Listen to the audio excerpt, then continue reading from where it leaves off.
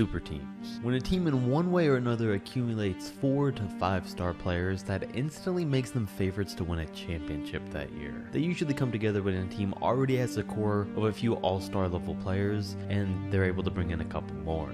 But for some reason or another, they rarely ever work out, and there's a lot more failed super teams in league history than successful ones. So we're looking at 10 of them today, and to get them out of the way early on, we can start with 2 of the more popular ones, with the first being the 2013 Brooklyn Nets. So the Nets drafted Brook Lopez in 2008, signed Darren Williams in 2010, brought in Joe Johnson in 2012, and when they traded all of their role players and draft picks in 2013 for Paul Pierce and Kevin Garnett, they expected themselves to be like the Warriors after signing KD.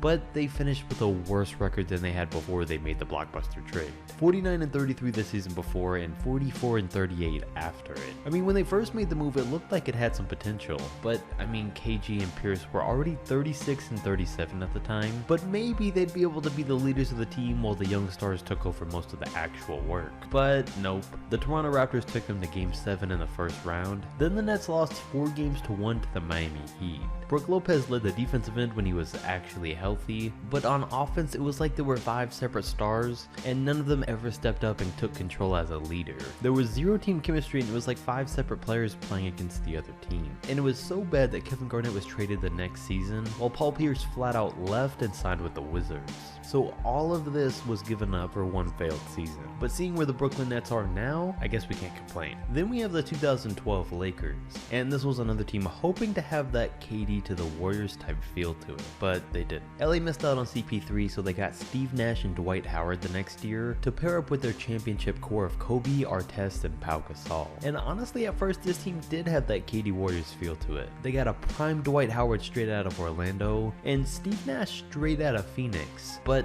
I don't even know where to start with their problems. Kobe and Dwight never got along, plus he was coming off of back surgery and battled injuries for most of the season, and so did Steve.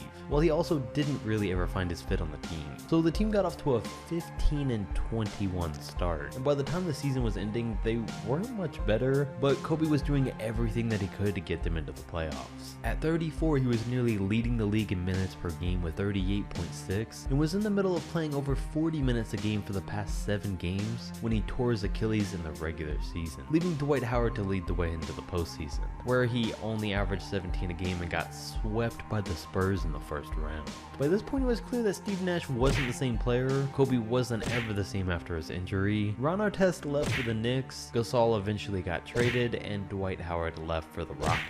And that wasn't the first super team Kobe was a part of, because 2003 was his first. And if you thought KD was a snake for joining the 73-9 Warriors for a guaranteed championship, what Karl Malone and Gary Payton did was almost just as bad, because they both missed out on championships all of their careers, mainly due to Michael Jordan's dominance. So in a final effort to win one, in Malone's last season and late in Payton's career, they decided to join Shaq, Kobe, and the Lakers, who had just three-peated. Now it might not necessarily have been a super team because Gary was 35 and Karl was 40, but they both did still contribute about 14 points a game in the regular season, plus just the idea of having both men on the team in late game situations, with all of their years of experience, really added to the team's credibility. So they eventually finished with the 3rd best record in the league, pretty convincingly made it to the NBA Finals, then infamously lost 4-1 to the Detroit Pistons. And it didn't help that these two men only averaged these numbers in 33 minutes a game during the finals. As a matter of fact, nobody else on the team even averaged over 6 points a game during the 5 games they played the Pistons.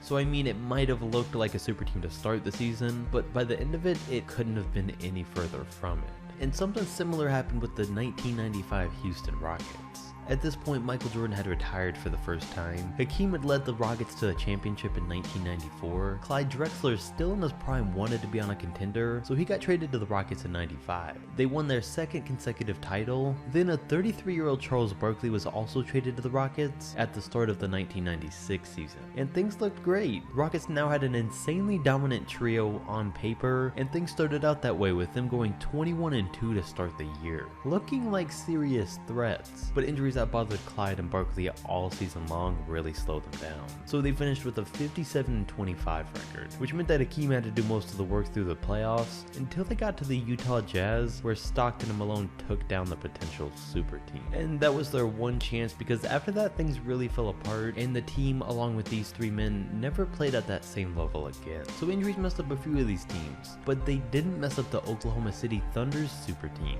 who, as we all know, had 3 future league MVPs, the best shot blocker in the NBA by far at that time, and a pretty good supporting cast. Now this one isn't really the players' fault. I mean, these 4 guys all only played 3 seasons together, and were in their very early 20s when they did it, and they made the NBA Finals in their last season together, so you couldn't really have asked for more from them. But we can say that this was a failed super team because the Thunder organization failed to keep them together. We can also say it was possibly a coaching issue here, because I mean, they played Harden as a 6th man, and the very season after he gets traded, he averages 26 points a game. So they also deserve some blame for not using him right. And for the rest of NBA history, the 2012 OKC Thunder will forever be one of the biggest missed opportunities that a team has ever had. I mean, honestly, there's no telling how good they would have been if they had stayed together. But for now, like I said, we can say that the team caused this to be a failed super team. Another young super team that ended up failing was the 1995 Orlando Magic, who had an amazing starting 5 with a young Penny Hardaway, Nick Anderson, Donald Royal, prime Horace Grant, Shaq, and guys like Dennis Scott and Brian Shaw off the bench. And this was by far the best iteration of Shaq's Orlando Magic teams.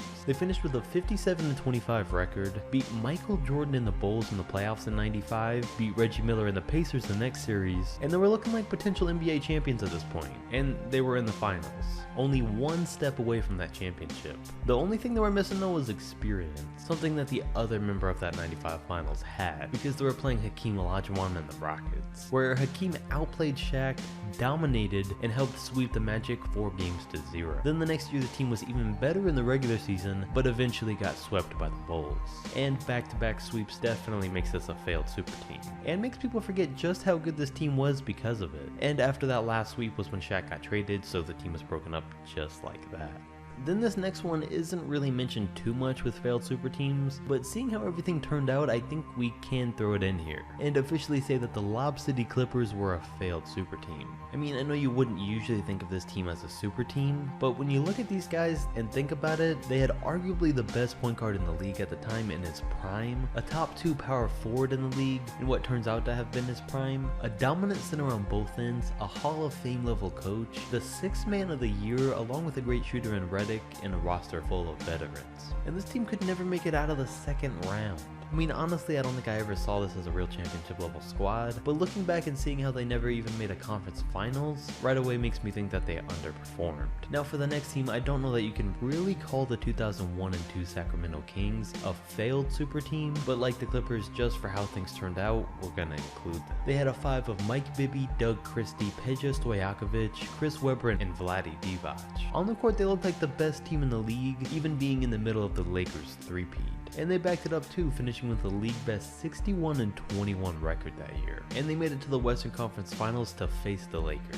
And as most of us know, they should have won the series, made it to the finals, and probably beat the Nets, but their game was rigged. This team was so close to being an actual super team that lived up to the hype, but they just couldn't beat the refs. And this core group of guys did stay together for the next couple of years and remained at the top of the conference, but never made it as close to a championship as they did in 2002. Then there's the 2015 and 16 Golden State Warriors, and let me clarify this one. They aren't a failed super team because they had just dominated and won the championship in 2015, but they are a super team that had one of the biggest failed seasons, so they need to be included. Like I said, in 2015 they had won the championship, Steph won MVP, and all of their stars had really broken out that year. Then by the next season they dominated again with a roster of Steph, Clay, Draymond, Iguodala, Sean Livingston, and more. Steph became first ever unanimous MVP. They finished with the best record ever at 73-9, and were playing the Cavs in the finals, who really only had Kyrie Irving and LeBron at that point. The Warriors were by far favorites to win it all, but after all of that, with everything in their favor, they somehow lost in Game 7. So in 2015 and 16, the Golden State Warriors were clearly the definition of a failed super team.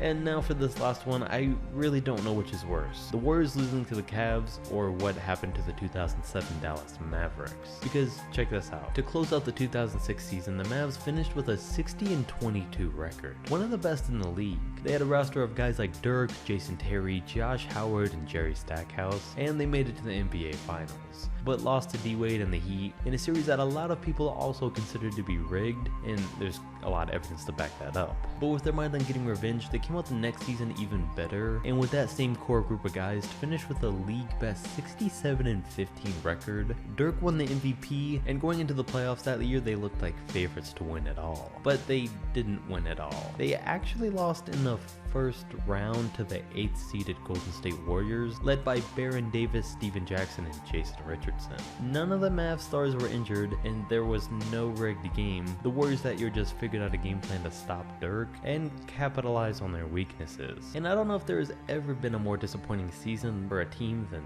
this one. But comment whether you think the 73-9 Warriors losing to the Cavs was more disappointing, or this one for the Mavs. If you enjoyed the video, drop a like, subscribe, and I'll catch you next time.